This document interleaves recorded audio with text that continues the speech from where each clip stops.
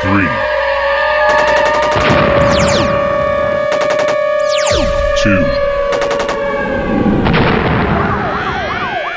1.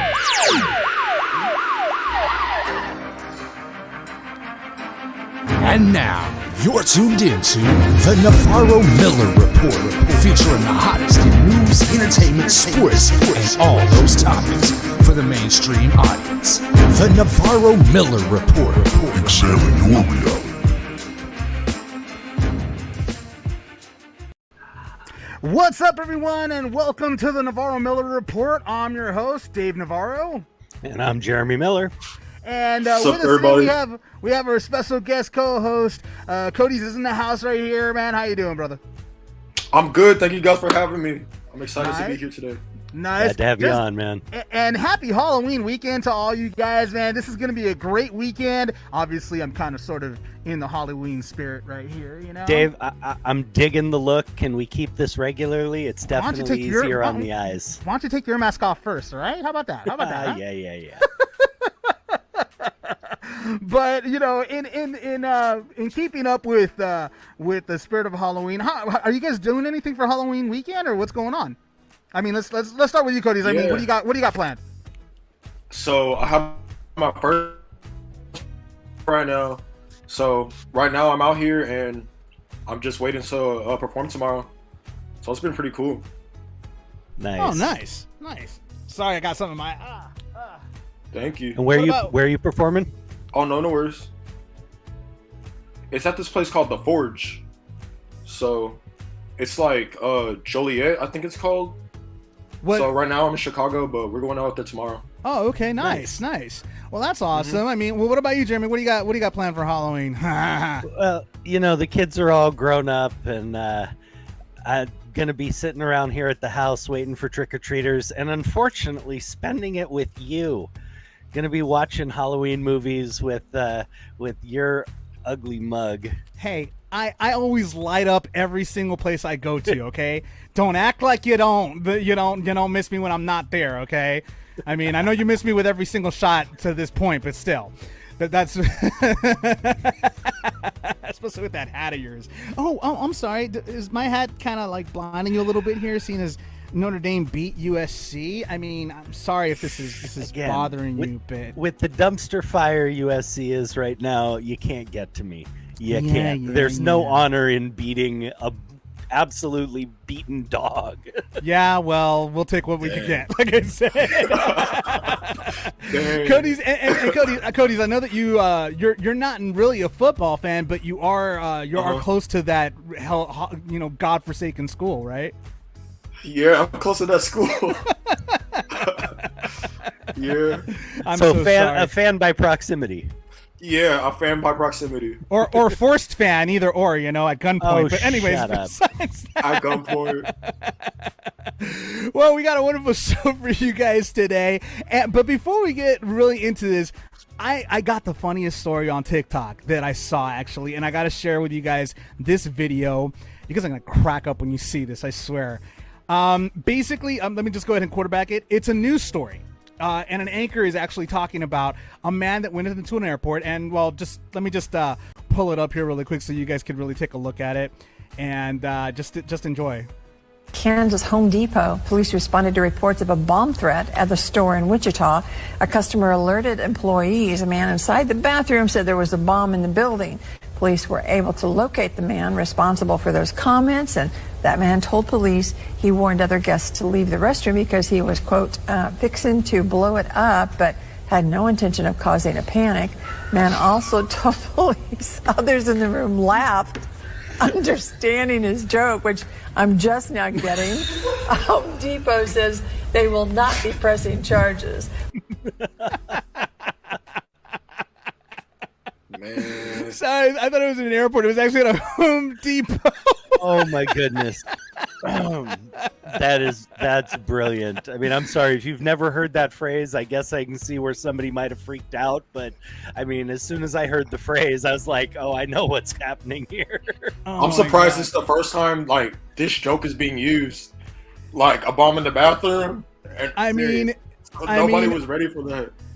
I mean, that's just that right there. That right there is that's just hilarious to me, honestly. I mean, the guy caused a panic. Like, he actually told everybody, y'all better get the hell out of here because I'm about to blow this, up. And I mean, I'm sure he did. Took off. I'm sure he probably did blow it up, but not exactly in the manner that they thought he was feared. Do it. Right. I mean, I've used that Lord. phrase before. I mean, I think even Gabriel Iglesias has used that phrase before too, where he's like, I'm gonna blow it up. I mean, that's just the term that many people use. So, yeah, it was. Sorry, I had to share that one with you guys. Thank you, really. Sharing means caring with that one.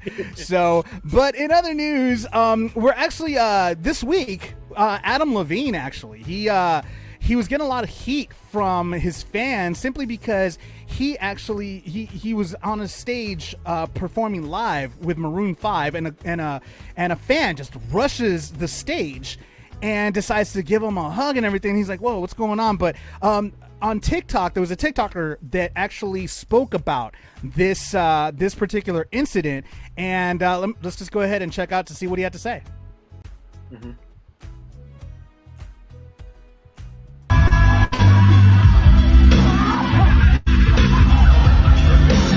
So let me get this straight. You have a whole congregation of women trying to cancel Adam Levine, talking shit, trying to degrade him, saying they would have never bought concert tickets had they knew he was like this. Like what? Didn't like to be touched? Had this been Beyonce, Nicki Minaj, Meg Thee Stallion, J-Lo, and a man hopped up on there to fucking try to hug up on him, whole life would have been fucking canceled. His whole life would have been fucking over. Sexual assault, sexual harassment fucking charges would have fucking probably followed as well. Because it's Adam Levine and he's a man, he should be okay with it. Whatever happened to not touching people without consent? Whatever happened to respecting people's boundaries? Whatever happened to respecting the fact that he's fucking married? But because he's a celebrity and his fans made him, he should appreciate it, right? Y'all need to stop defending this fucking behavior and get y'all's fucking head out of y'all's 4 points of fucking contact. I mean, he basically said it well himself. I mean, and the stream, there was a lot of comments on that particular video. We got a couple of comments right here that I put up on the screen here. One of them says, I agree with you, but as a performer, there's a more professional way to handle that situation. Another TikToker user said, he has every right to be upset and equally upset at security, but why act disgusted? She didn't grope him. It wasn't even a full hug. Now, Adam actually addressed that part by saying that he wasn't really shaking it off as he was disgusted. It was more along the lines that he just was shaking it off, the whole thing, what just happened. Because it was a little shocking to him what just happened. And quite frankly, I mean, Coties, you as a performer, you're on stage. Right. How would you feel? I mean, how would you feel if something like this happened to you? How would you handle a situation like this? So, I know what I know what I signed up for in the first place. So, I know my fans are a certain type of people and they're going to do certain type of things. So, if they do something I already know they're going to do, they might do, I'm not going to get too upset, but as a performer that's probably been up there way longer than me, it's like I can't get upset about that. I know exactly where he's coming from. Okay, but, and that's fair. I mean, at the end of the day, you do know, but I mean, right now with the current situation, with the pandemic, right, with COVID and everything, I mean, would you be thinking a little bit differently? Yeah. See, and I can put all this stuff to the side and say 100% he's in the right because of COVID and because of just respect in the first place. Let me take it to another level. Because of the stalking issues, because of all of that, I'll take it back 20 years. Monica Seles was stabbed by a fan who rushed the court. Now, did they know if this guy was going to hug her, touch her, ask for a autograph?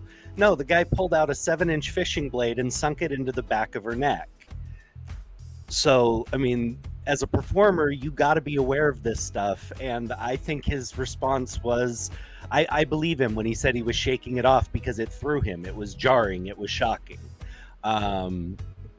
having been through a similar situation myself in a much bigger arena when I was in China when I was young, and because of the following that Growing Pains had back then, I got mobbed. There was an event where I did what I normally do. I walked up to the fans who were in the audience, who were up in the stands, in the grandstands, and I started shaking hands with the people in the, first few rows.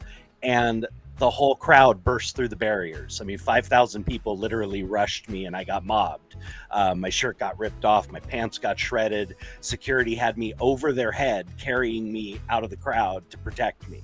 So I see where he's coming from. That stuff gets out of hand real quick. You never know what someone's intentions are. And unfortunately now that's something that performers really have to be aware of. And I can't remember her name, but I believe the voice singer who was murdered at her concert or at her autograph signing just recently in Florida, that was less than 2 years ago. Again, you got to be careful. I've always been extremely friendly with my fans. If fans have wanted a hug or have, as long as they've asked, as long as they've been respectful, things have, I've always said yes. But you also have to assess the situation. You have to judge what you're going into. So, I mean, performers of all types, athletes and otherwise, have to be aware of that. Yeah, and that's something, and I was going to ask you about that too, Jeremy, because I know that you actually told me a story of when you were a kid and an adult. Actually, we talked about this before, that an adult actually grabbed your hand and was like pulling you to go meet her daughter or something like that, right? And not just grab my hand. I was barely 14 years old, and we were at the Grand Ole Opryland in Tennessee, and this lady asked if I'd come meet her daughter. And I said, yeah, sure, of course. Where is she? And she grabbed me by the arm. And this was a rather big lady. She's pretty forceful. And she grabbed me by the arm and started dragging me across the park. So, I mean, again, thankfully, I'd been training a little martial arts and a little whatever else. And I, kind of armbarred her off of me and shoved her away. And then almost got attacked by her rather large Tennessee husband. Jesus. So at 14 years old, I wasn't doing anything wrong. I got manhandled. This lady was manhandling a kid because she thought she had the right because she's a fan. It's not okay, You're still a human being at the end of the day. I know that there are, our fans made us. That's why I've always tried to be as good as I can to my fans. I've never refused an autograph. I've never anything like that, because without our fans, we don't have a job, but at the same time, our welfare, mental and physical comes into play, and you got to protect yourself to some degree, especially with how many crazies there are now. There are so many. I'm sure they've always been around, but with the avenues they have to get a hold of people now, to get in the same vicinity, you just got to be careful. Right. And really quick, just a short segue here, because I forgot to mention this at the beginning. Speaking of fans, to all of you that are watching the Navarro Miller Report, just wanted to go ahead and give you guys a quick announcement that we are actually moving locations in a couple of weeks. We're going to be leaving Facebook Live on Jeremy's fan page, and we're switching over to a YouTube channel that you can see that's available in the description of this video and even beyond. So you can catch us all. Just subscribe to the YouTube channel, hit that bell for notifications of every time you get on there, and you'll know when we go on live. You could join the conversation, chat with us a little bit, and take it from there. Best place to be is at YouTube at this point, right? There we go. In my opinion. So it'll really help us out. Everybody switch over to there, give us a check out, and if you're liking this, please subscribe. That'd be fantastic. So and getting back to what we were talking about again, it's a very tricky situation. Adam handled it the best that he could. Security had a lot to do with the fact of the matter that they were not protecting the artist. He shouldn't have been put in that situation to begin with. Security should have actually been more aware of who was around, how they were getting. This is like a female that, security guards are like 6 foot, freaking 200, 300 pound dudes. They could have easily stopped this young lady from jumping the stage the way she did. I don't know. Somebody fell asleep at the wheel. Somebody got caught slipping. That's how I feel. Yeah. Yeah, so but it is what it is. I mean, so far Adam Levine, he's okay, and he's doing fine, and I'm sure this won't be the last time that we'll hear of a fan jumping up on stage, but hopefully this time security will go ahead and stop them before they do.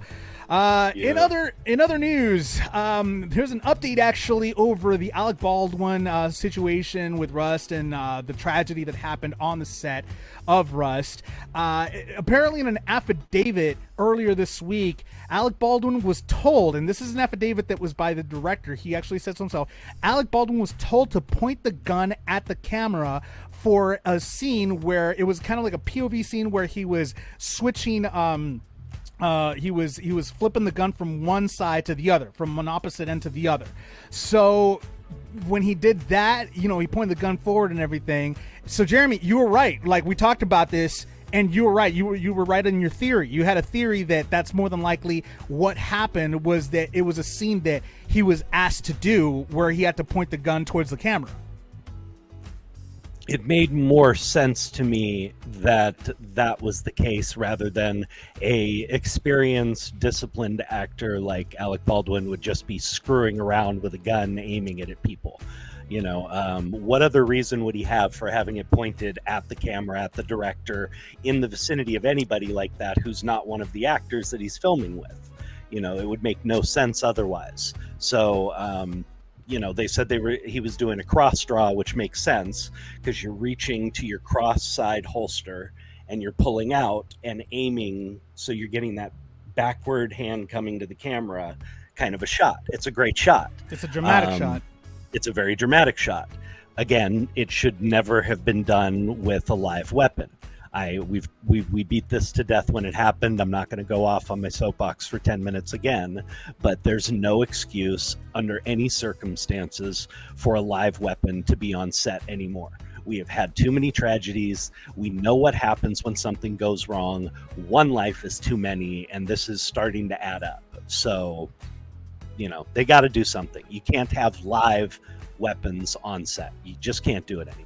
There's enough technical expertise to make fake guns, to do it CGI, to do whatever you want. There's enough technical expertise. Live guns should never be on set ever again.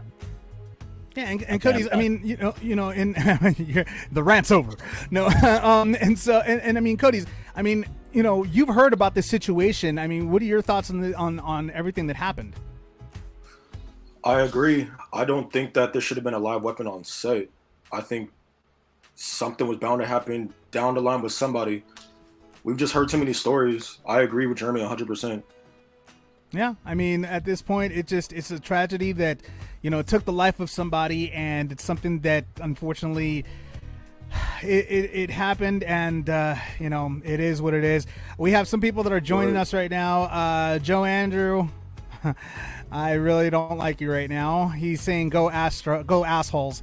I mean, go Astros. Sorry, my mistake. Not funny, Joe. Not funny. I don't like that one bit. Anyways, hopefully they're not banging their trash cans or anything to go ahead and cheat to win again. But anyways, in other news, Disney Plus is rebooting Nicolas Cage's National Treasure. Why? I don't know. I have no idea why they're rebooting a movie that just came out literally 10 years ago? I mean, yeah, Jeremy, that's so random.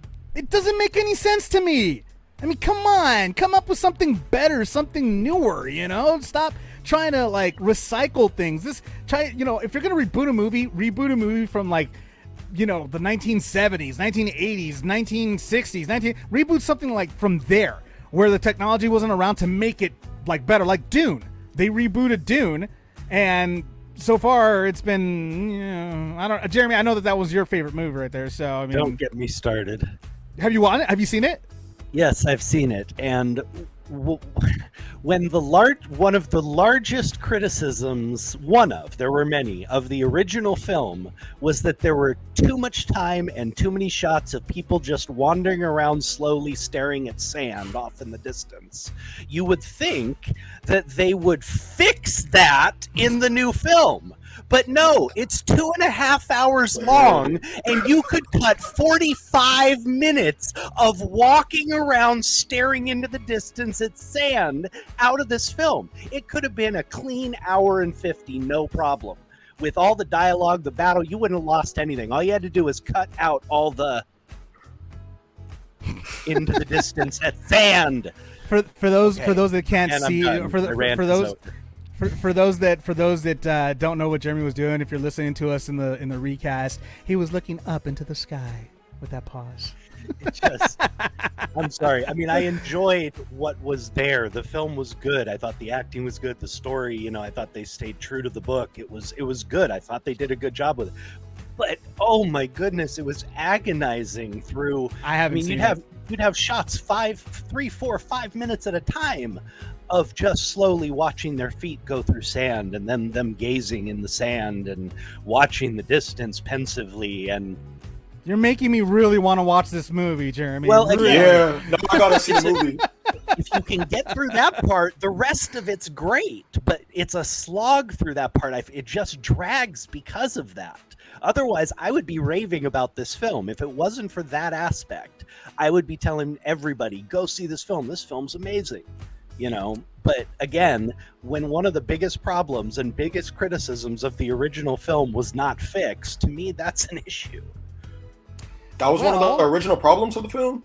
Yeah, the original film, well, one of the many. The original film was kind of all over the place. It didn't really stay true to the book very well. And as we know, sci-fi fans are very diehard over that. If you don't get it right, they're going to let you know about it.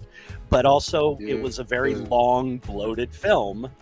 And again, a lot of that was just people walking around in the desert, looking pensive and staring off into the distance. So, again, they didn't really fix that criticism. But otherwise, it is a really enjoyable film. A lot of action. It's a cool sci-fi film and miles ahead of the original when they're actually doing something. Well, that's one film, but right now, what we're just talking about is National Treasure, the reboot. They're doing exactly what we've been seeing a lot of, is that they're not just doing a reboot, they're making it more inclusive. They're trying to be very politically correct about a lot of things.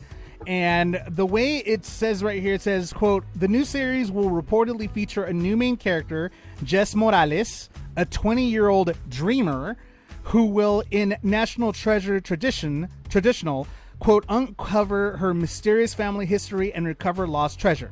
The show, set to be directed by Miraner, is also said to examine issues of identity, community, historical authorship, and patriotism. Gee, I wonder if this is going to be a political type of a TV show. I wonder. I'm not too sure. I mean, come on. Here's my biggest beef. Oh, honestly. Here we go. Here comes the beef. Where's the poop, Jeremy? Where's the poop? Here's my biggest beef with this, is that these corporations are merely utilizing political correctness and inclusiveness and whatever else to cover up their lack of creativity and having no other story ideas that they can, sell. All they're going to do is rehash something from 10 years ago and go, oh, but look, we have a Latin actress. Oh, but look, we're going to have a transgender person. Oh, but look, it's none of them care. It's about dollars for them, first of all, and second of all, it's a lazy way of making films. There's no creativity to it whatsoever, and it's merely an excuse, in my opinion. Coties, do you agree? Yeah, So I saw you clapping over there. I saw you clapping over there, so I'm thinking you did agree. Yeah, it's facts. I mean, it's an excuse, in my opinion. It's so easy to just be like, okay, well, since we have to do this anyways, then let's do it. Let's run with it, and let's make some money. Mm-hmm. I mean, Coties, you come from a younger generation, from this generation, pretty much. Right. I mean, are you tired? I mean, speaking for yourself and possibly for this younger generation, are you tired of these types of reboots? I mean, don't you want something fresh, something new, something original? Yeah, I definitely do, and it's like I'm able to get that, but I'm not able to get it from something like Disney or anything on TV. I have to go on YouTube or something to go find that. You know, that's just something we got to look for ourselves. And that's something, and I've seen, and it's interesting that you say that, because there's a lot of interesting series that are on YouTube that are by original makers that, you know, probably didn't get an approval from these big studios or anything like that, so they decided to go ahead and make their own movies, their own series. I mean, I remember a few years ago, a director did Power Rangers, a very, very dark Power Rangers type of a show where pretty much all the Rangers were killed. The only one that was left, and it was actually with James Vanderbeek, who played Dawson on Dawson's Creek. He played this dark character, and I loved it. I saw it and I was like, dude, is this a movie? Are they making this? Please tell me they're making this a movie. It's really good. Yeah. I can appreciate like a twist on all those different films, because that's creativity in itself, you know. But if I want to see anything on the big screen, if I'm gonna be honest, I want to see something like, you remember the Avatar movie? Like, I thought that was a beautiful movie. Agreed. But if I'm looking for something like, if I want to watch a comedy, I'm not going over there to like the Edwards or anything. YouTube, you know. I stick to the classics. Think of it from, you know, I mean, classics. we're all artists here.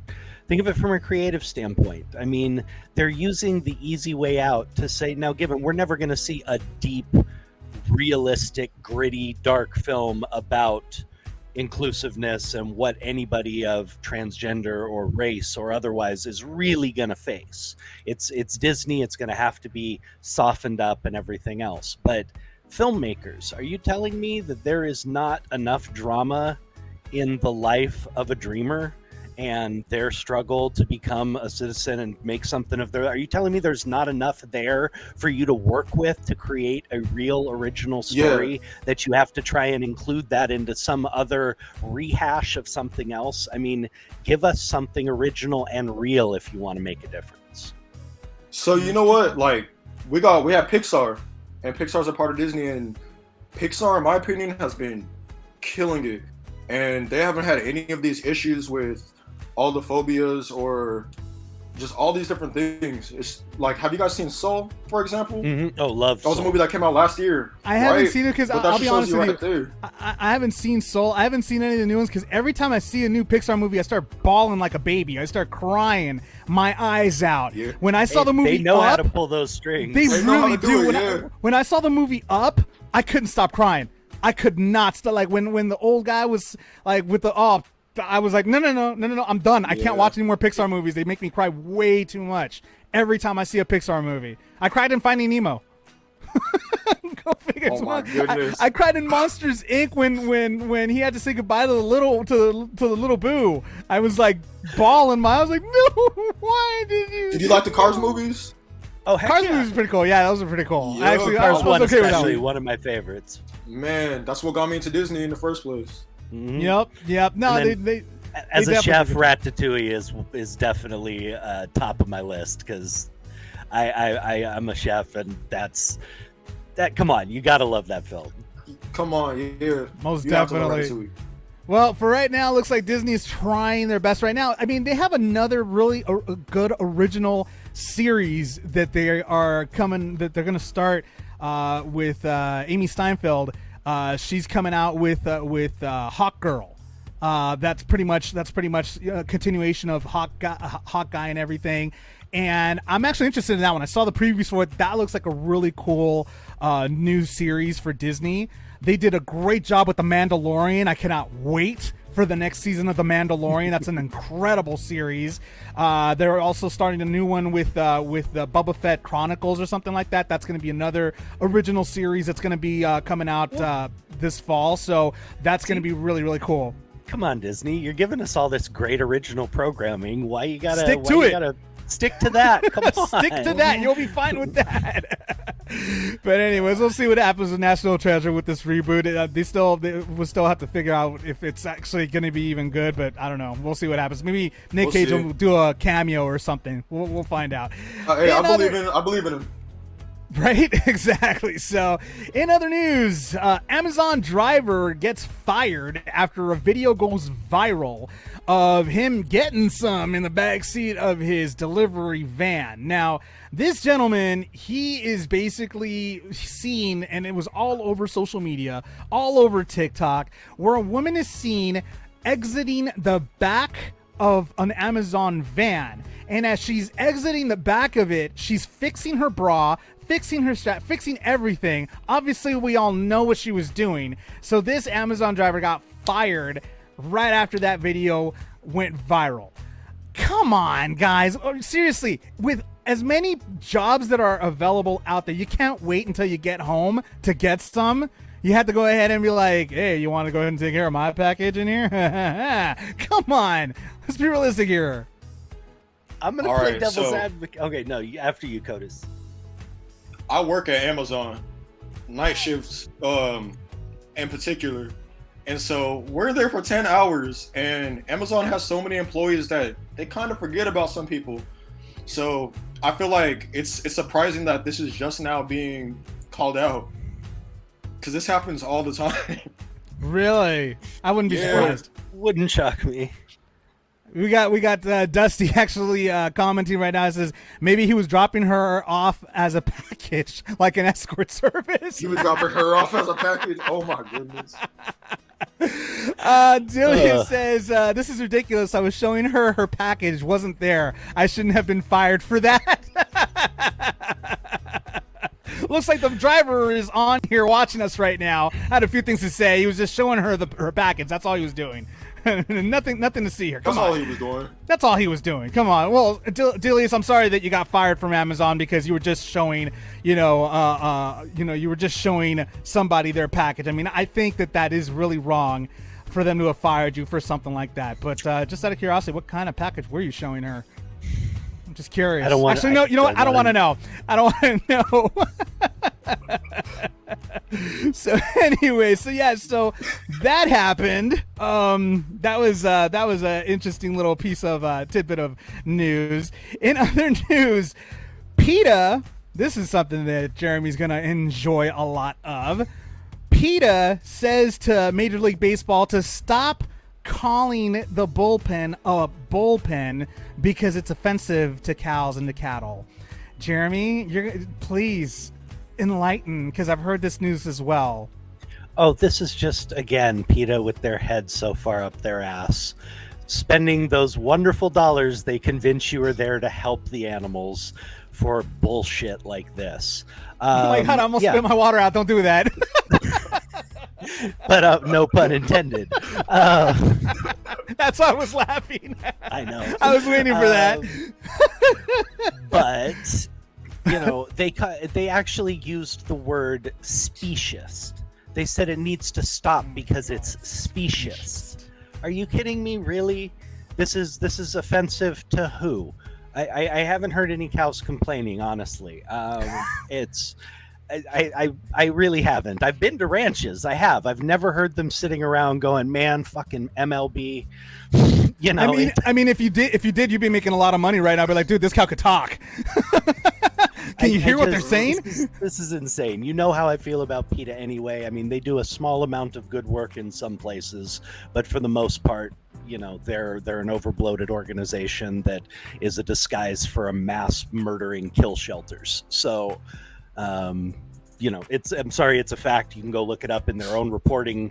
They have the highest rate of kills of any shelters. PETA shelters average 80, 85, 90% kills almost every single year. They report it themselves. You can look it up. So I have no love for this company, and they do stuff like this all the time.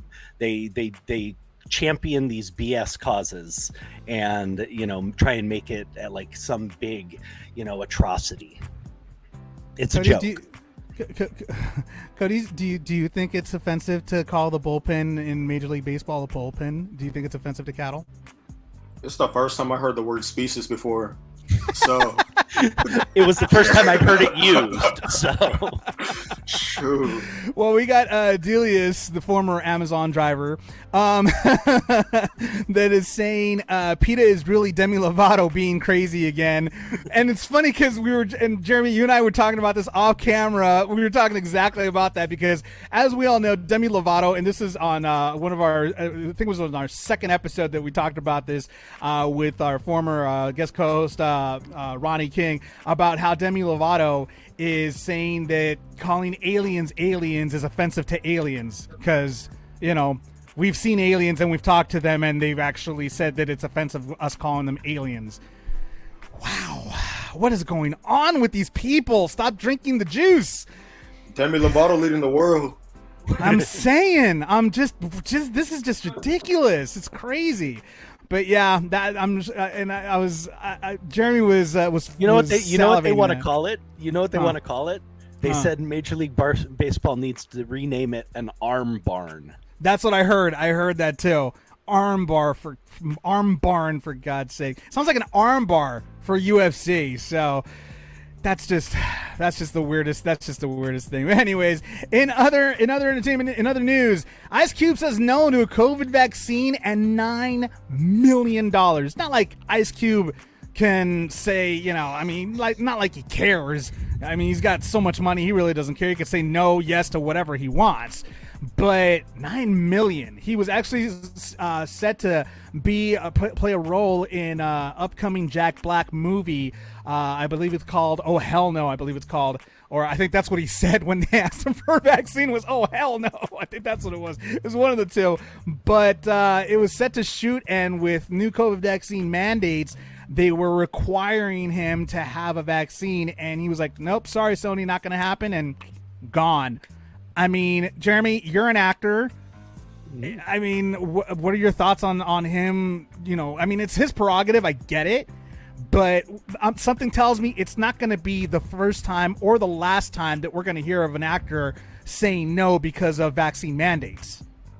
I'm sure it won't be the last time. And again, we live in a free country. It's the company's right to have the mandate, and it's his right to say no and to pass on that opportunity. It's absolutely his right. I don't think he'll be the last person we see. I don't see anything wrong with it. I mean, I disagree with him on the vaccine, but that's a personal standpoint. You know, from a business standpoint, everybody's in the right here. He has the right to say no, to walk away from the project and do something else. And they have the right to say, you know, if you're going to work for us, you're going to have this vaccine and keep our people safe. So I don't see any problem with it. It's not going to hurt his pocketbook in the long run, but it is definitely a statement. You know, I mean, it's definitely a statement. But I don't see any fault with anybody here. I'm glad he exercised his right. He felt that way. He felt that strongly, that he did sacrifice a significant chunk of cash. You know, more power to him. We may disagree on the belief, but you know, he's certainly not a hypocrite. I mean, and Coties, I'm going to go ahead and pass it over to you, actually, because you're an artist. You're up on stage. You are in front of, you know, a lot of people, a lot of fans. You're out in the open like that. Right. Would this be something that would bother you if, say, a venue or a facility would require you and your guests or anybody to have the vaccine or have proof of vaccination? Would it be something that you can just walk, like, as your principles or whatever your beliefs are, would it be something that you could just walk away from? Yeah, honestly, it's something I can just walk away from, because I realize there's so many different variables to why somebody might get it and why somebody might not get it. And so recently I've had shows where I couldn't have people come in because of the vaccination, and that was perfectly fine with them because they understood where I was coming from, you know? So it's no issue to me. But I do agree that if it's somebody that's that big, then yeah, it's a statement. And so that's going on with him right there. I mean, that's $9 million. I mean, would you give up a $9 million gig for that type of principle? Not where I'm at right now. I was about to say, like, where you're at right now, would you give up $9 million just to not put a vaccine on? Because that's practically what they're saying is take a vaccine for $9 million. Like, that's Pretty that's much, the question. yeah. There's almost no part I wouldn't play and nothing I wouldn't do on film for 9 million. So Exactly. But hey, just to steer it away from this, although similar topic, Will Ferrell turned down $29 million to do Elf Jeez. 2 because he didn't want to ruin Elf. Okay. Oh, I thought it was He, because you know- I thought it was because of the vaccine. I was Yeah, like, oh my I God. said- No, That's he a just lie. didn't, this was a while back, and he was offered almost $30 million to do Elf 2.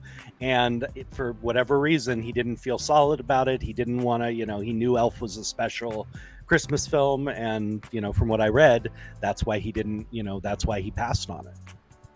Respect. So, I mean, That's- mad respect, he was true to his art. He really loved that project. He didn't want to tarnish it in any way and passed up on, a pretty insane payday for an actor. So, Well, I mean, look at Dave Chappelle. Chappelle did the same thing with Chappelle's Show. They were offering him an obscene amount of money, and he just walked away from all that money because he needed, for whatever reason it was, he needed time away from the spotlight. Mike Myers, I believe, did the same thing when they wanted him to do another Austin Powers film.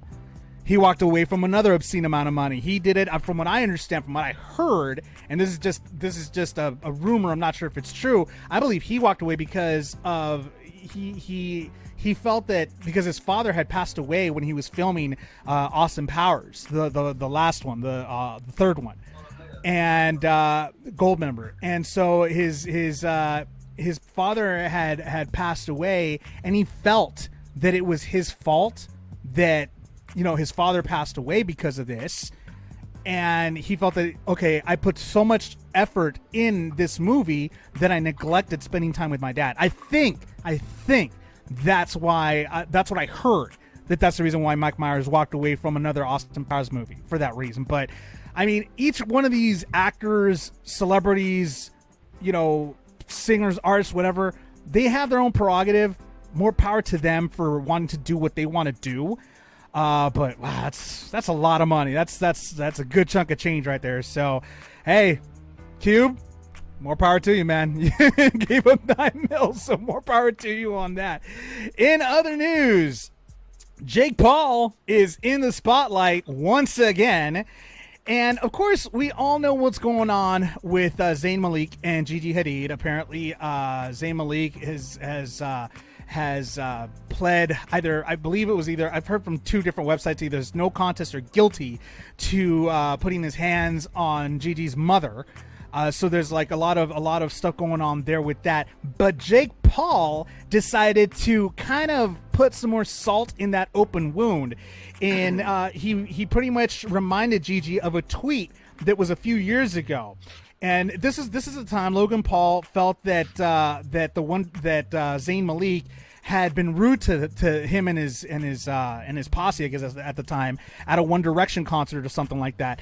And so Gigi went in the defense of her guy and tweeted saying, LOL, because he doesn't care to hang with you and your embarrassing crew of YouTube groupies. Home alone with his best friends like a respectful king, because he has me, sweetie. Unbothered by your irrelevant, ugly ass. Go to bed. That was Gigi saying that to Jake Paul back then. So, because of that, Jake Paul and this whole situation that's going on, Jake Paul reminded her of that tweet by writing back a response saying, quote, "Your respectful king punched your mom in the face." Classy guy, isn't he? He went ahead and said that, and Gigi has not publicly responded to Jake. Obviously, she's got her own worries, like things that she's got to worry about. But way to go, Jake! As always, you definitely come in.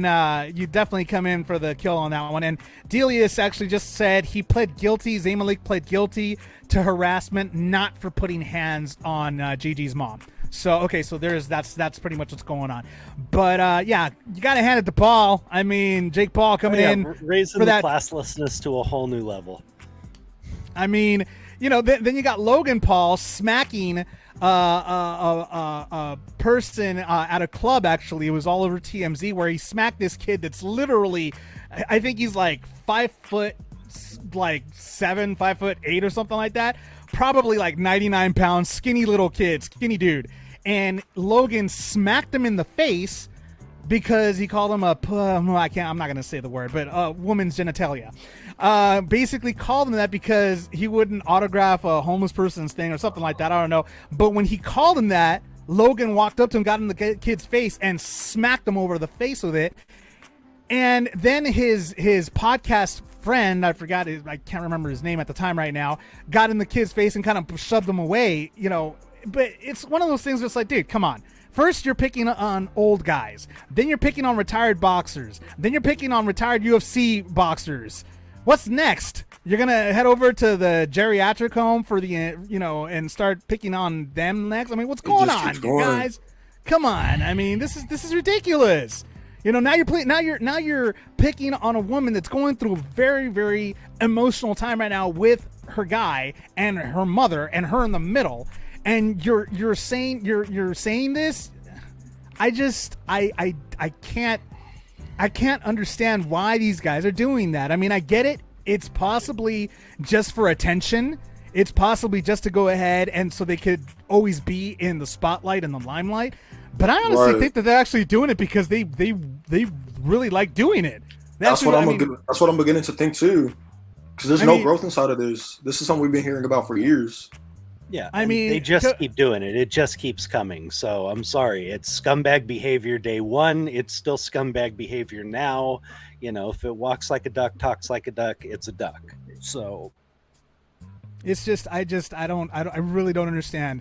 I mean, you know, and it's one thing to say that, oh, it's because they're young, they're impetuous, but Coties, you're around their age. I mean, you don't think that this is appropriate behavior, do you?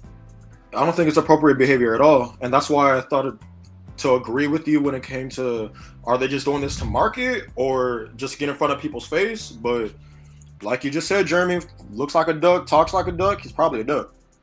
Mm-hmm. Well, I'm sure Gigi will go ahead and respond to him in kind soon enough, but for right now, she's got enough problems that she's worried about at this time.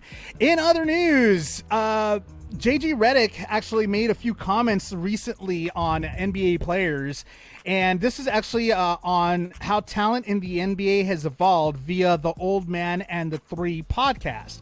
He went ahead and said, quote, "Here is my issue with the old timers when they shed on us, saying we couldn't play in their era. Most NBA players in today's era could play in any era in the NBA. Most NBA players from the 50s, 60s, early 70s could not play in today's NBA." Coties, I'm going to go ahead and hand it over to you. What are your thoughts on something like that? You know, I mean, I know that you watch basketball here and there because I know that you're not a football fan, but I remember you saying that you're a basketball fan. Do you agree with this type of statement? I feel like the generations are bound to get better, so I don't agree with that at all. I think they could play in. I definitely agree that they could play in any generation that they wanted to play, but I don't know. I don't feel like I have enough. I don't feel like I have enough experience inside of this sport to say so. Mm-hmm. But personally, from what I've seen, I think they could play in any generation.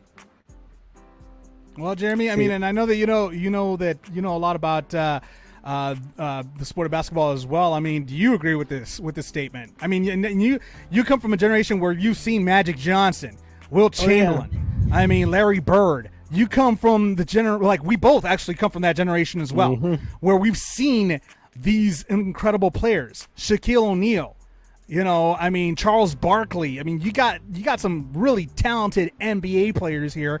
Do you think that they could keep up with this new generation today? Do you agree with the statement that they can't? I'll address the first statement where, you know, basically he was responding to the older guys saying they couldn't compete back then. And what I think a lot of guys are referring to is that late 80s pre-Jordan rules, rough and tumble NBA. And honestly, that was the Charles Oakley days, the Charles Barkley days, where you got mugged going under the basket. You took elbows, you got punched, guys were ramming you in the ribs. I mean, it was a very physical game. So I think they are referencing that to a degree in that you're barely allowed to touch anybody now. These guys are a little bit softer compared to that. But I think I personally feel people adjust. Talent is talent. If you took the talent that is today and put it in that era, they would adjust to that physicality and learn to play. Just like I think the older guys have the talent. If they came in today and had the same training methods and the same nutritional knowledge and everything else that players have 40, 50 years later now that have made them better and made them compete longer, they would be able to compete too.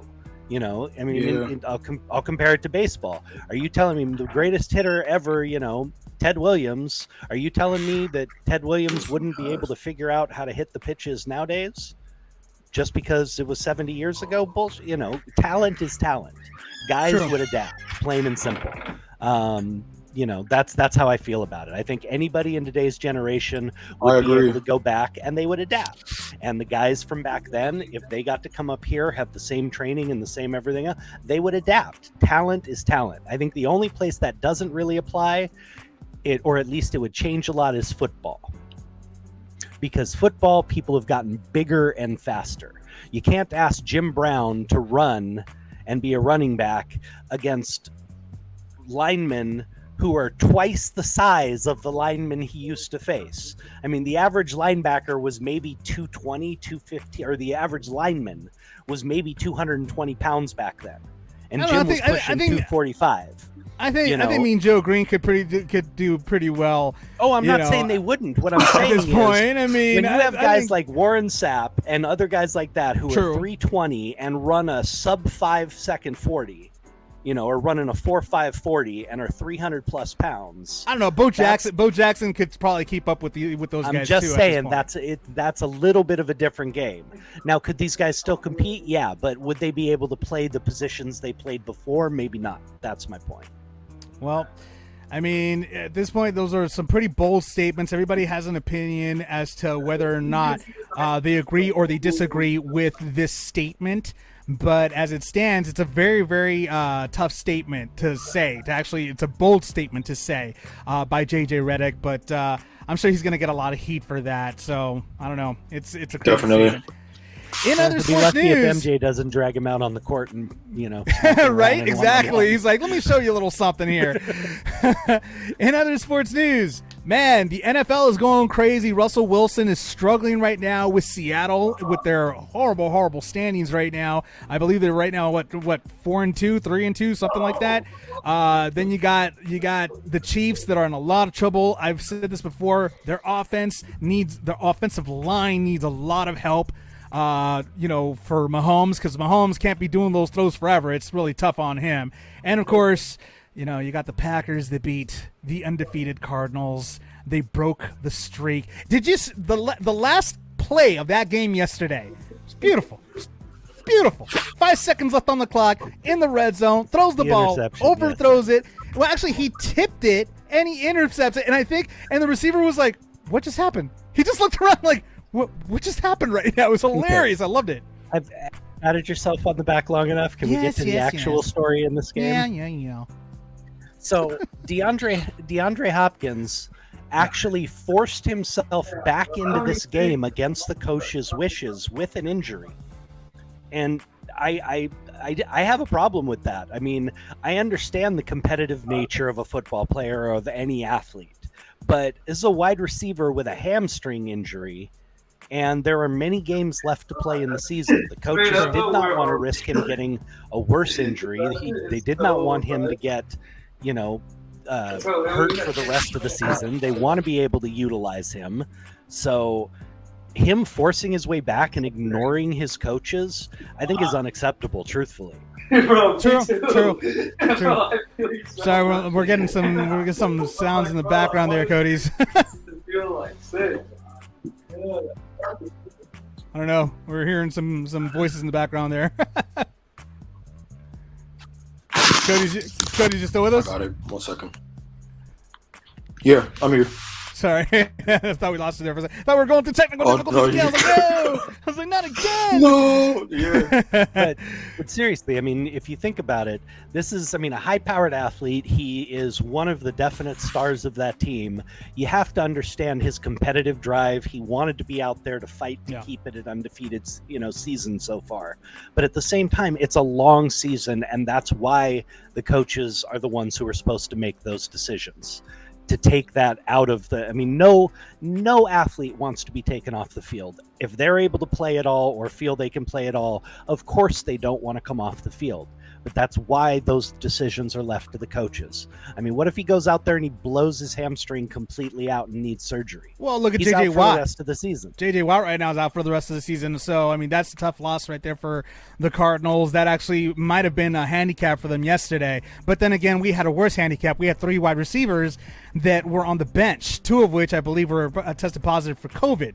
So, I mean, we were kind of handicapped ourselves. But, man, Dylan was just handling business yesterday with those rushes, but we'll let all of you watch ESPN for the highlights on that beautiful game. We got a bunch of other games coming up this weekend, so make sure you check out your local listings for your favorite team.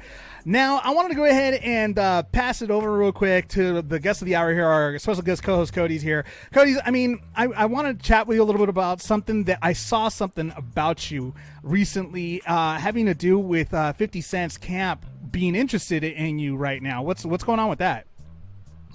So I've been working on my EP, and I've been working on the singles, and recently Holly was able to get that out to 50 Cent, and so they're having me do a collab with another artist, and we're waiting for that to be finished. It's in the studio right now. They're just engineering and mixing it, and so after that we'll see what happens, because I don't really know too much about what's going to happen next.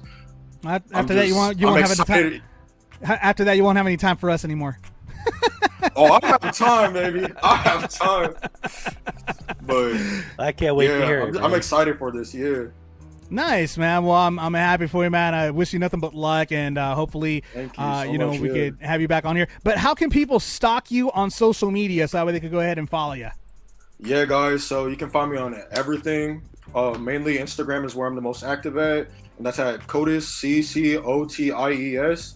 I'm on Spotify, Apple Music, SoundCloud, you name it, under the same name, guys. I hope to see you guys there.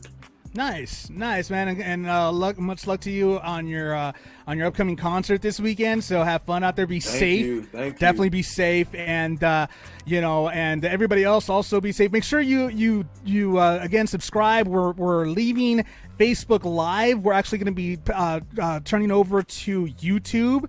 And we're going to be on YouTube Live, so please subscribe to our YouTube channel. It's going to be in the description. Make sure you subscribe to our YouTube channel. We also have a GoFundMe going on right now to, go ahead and get us, some better equipment, so that way we don't have to go through technical difficulties ever again, hopefully. So make sure you check us out on our GoFundMe page as well. And that's the news. In case you haven't heard it, again, I want to thank everybody for being on here. Coties, thank you so much for being the special guest co-host for today. Thank you guys for having me again. Hopefully we'll have you on here again. Jeremy, not a pleasure as always. Always miserable talking to you, Dave. Coties, great getting to talk to you, man. I gotta say, you made this memorable. You guys have one of the best friendships I've seen on a podcast in a long time. So thank you guys for giving me a great experience with this. This pleasure, is man. Don't lie. It's all fake. It's all fake. Don't even think. It's all fake. Yeah, guys. So we'll see you next time. Please be safe. Have a happy Halloween, everybody.